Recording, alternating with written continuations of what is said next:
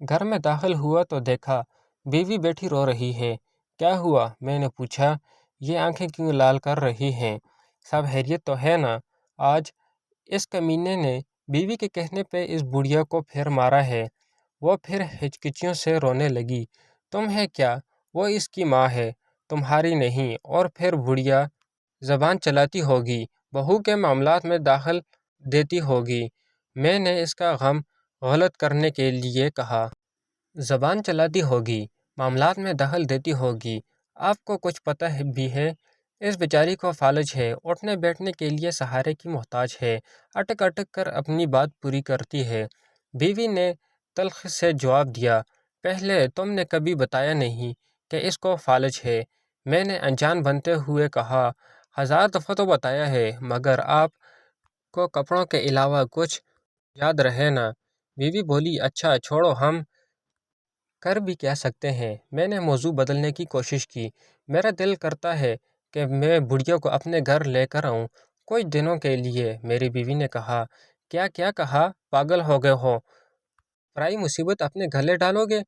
मुझे इसकी सोच पे गुस्सा आ गया। सिर्फ हफ्ते भर के लिए। इसने मेरे गुस्से को नज़रअंदाज करते हुए कहा। शायद वो पहले से ही सब प्लान बना कर बैठी थी। नहीं नहीं, ये नामुमकिन है। और फिर वो क्यों देने लगा अपनी माँ को हमको? मैंने कहा। इसकी बीवी कई मर्तबा कह चुकी है कि बुढ़िया कहीं दफ़ा तो नहीं सकती, कुत्ते की सी जान है, मरती भी नहीं। बीवी ने कहा। अच्छा ये कहती है वो? मैंने बीवी का दिल रखने के लिए कहा।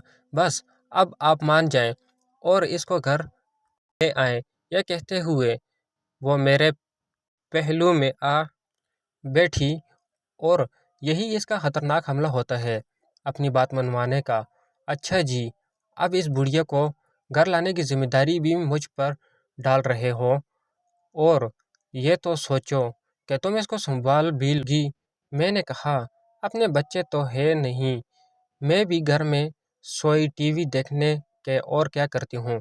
चलो वो आ जाएगी तो मेरा दिल भी बहला रहेगा, इसने उदासी से कहा। हमारी शादी को 10 साल हो गए थे, मगर औलाद से महरूम थी। मैंने सोचा चलो बात करते देखने में हर्ज नहीं है। कौन सा वो अपनी माँ हमें देने पे राज़ी हो जाएगा। अगर राज़ी हो गया तो।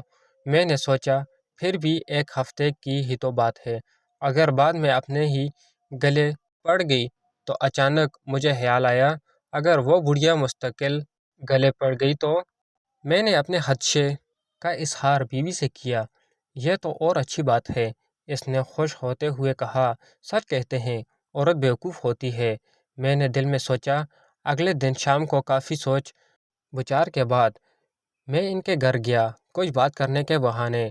ड्राइंग रूम में बैठा, इसने जूठे मुंह भी चाय भी नहीं पूछा तो मैंने अपने प्लान के मुताबिक इससे कहा कि मेरी बीवी फालज का इलाज कुरान पाक से करना जानती है और वो आपकी वालदा का इलाज करना चाहती है। यह सुनकर इसने किसी खुशी का इजहार ना किया तो मैंने बात जारी रखी कि इसमें मसला ये है कि आपकी वालदा को हफ्ता भर हमारे ही घर पर रहना होगा।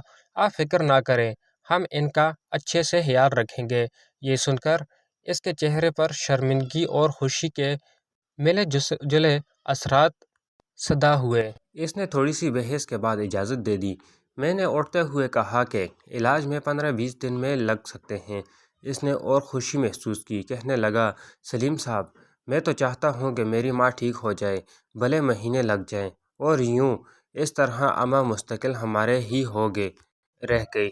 अगले दिन वो बुढ़िया हमारे घर मुंतकिल हो गई। बस वो बुढ़िया क्या थी, सफ़ेद रुई का गाला सी थी, नूर का एक ढेर सा था, लागर सी, कमज़ोर सी, जैसे ज़माने भर के गम इसके नूरानी झुर्रियों भरे चेहरे पर तहरीर थे। आंखों के बहते चिराग, कपकपाते होंठ। मुनासिब खुराक और देखभाल ना होने की वजह से हालत और ज़्यादा ख़राब थी। मेरी बीवी तो तन मन धन से इसकी सेवा में लग गई। इसके लिए हर नई चीज़ खरीदी गई। बिस्तर, कंबल, चादरें, कपड़े, अच्छी खुराक और हिदमत से अम्मा के चेहरे पर रौनक आने लगी। پتہ ہی نہ چلا مہینہ گزر گیا۔ پہلے اس کی بہو ہر 2 دن بعد آتی رہی، پھر 4 دن کا وقفہ ہوا، پھر ہفتہ ہونے لگا۔ اماں کو واپس لے جانے کی بات نہ اس نے کی نہ ہم نے۔ دوسرے مہینے میں وہ ایک ہی دفعہ آئی، گھر کے مصروفیت کا رونا روتی رہی۔ تیسرے مہینے بعد اس نے آنا بند کر دیا۔ میں نے بیوی سے کہہ دیا کہ اب اماں تمہاری ذمہ داری بن گئی ہے، اب تم سنبھالو۔ بیوی نے خوشی کا اظہار کیا۔ یہ غالباً 7واں مہینہ تھا کہ اس آدمی کو اس کی بیوی نے قتل کر دیا اور بعد میں وہ خود بھی پکڑی گئی، اور یوں اماں صرف ہماری ہی ہو کے رہ گئی۔ ادھر جیسے جیسے اماں کی توانائی بحال ہو رہی تھی اور چہرے پہ رونق مسکان آنے لگی تھی، ویسے ویسے میرا کاروبار ترقی کرنے لگا۔ ایسے لگتا تھا جیسے مجھ پر دھن برسنے لگا ہو۔ سال بھر میں میری 3 دکانیں ہو چکی تھیں۔ تیسرے سال ہم تینوں میں بیوی اور اماں نے حج کی سعادت حاصل کی۔ گلستان جوہر میں 500 گز کا بنگلہ خرید کر وہاں شفٹ ہو گئے۔ اماں ہمارے ساتھ 7 سال رہی۔ ہر پل ان کا ہمیں دعائیں دیتے گزرتا اور ہم میاں بیوی خوشی سے پھولے نہ سماتے۔ عجیب کرامت یہ ہوئی کہ اماں کی برکت اور دعاؤں سے اللہ رب العزت نے مجھے اولاد سے نوازا۔ آج وہ ہمارے درمیان نہیں، مگر ان کی کمی شدت سے محسوس ہوتی ہے، جیسے کوئی اپنا کہیں کھو گیا ہو۔ ہم نے بھی کبھی ان سے ان کا نام تک نہ پوچھا، بس ان سے ایک خلوص کا رشتہ تھا۔ پچھلے دنوں میری بیوی بہت خوش تھی۔ وجہ پوچھی تو کہنے لگی، میں نے ایک خواب دیکھا ہے۔ کیسا خواب؟ میں نے دیکھا کہ محشر کا دن ہے اور سب حیران و پریشان کھڑے ہیں، ان میں بھی کھڑی ہوں کہ اتنے میں اماں آئیں اور میرا ہاتھ پکڑ کر کہنے لگی، منیرا ادھر آ، میرے ساتھ، تجھے پلِ صراط پار کر دوں۔ میں ان کے ساتھ چلی۔ ہم ایک باغ سے گزرے۔ تھوڑی دیر میں باغ ختم ہوا تو ایک بڑا سا میدان آ گیا، تو اماں کہنے لگی، بس ہو گیا پل صراط پار۔ میں حیران ہوئی تو وہ بھی زور سے ہنسنے لگی۔ پھر میری آنکھیں کھل گئیں۔ مبارک ہو بھائی، بہت اچھا خواب ہے، مگر تمہیں میرا خیال نہ آیا؟ قسم سے میں اتنی پریشان تھی کہ چلو خیر، ہمیں بھی کوئی نہ کوئی مل ہی جائے گا جو پلِ صراط پار کرا دے گا۔ آمین، بیوی نے جیسے دل کی گہرائیوں سے کہا۔ اور پھر اس کو میں نے یہ نہیں بتایا کہ ایسا خواب میں بھی دیکھ چکا ہوں۔ بس فرق یہ تھا کہ اماں نے میرا ہاتھ پکڑتے وقت کہا تھا، چلو تمہیں منیرا کے پاس لے چلوں، وہ پلِ صراط کے پار تمہارا انتظار کر رہی ہے۔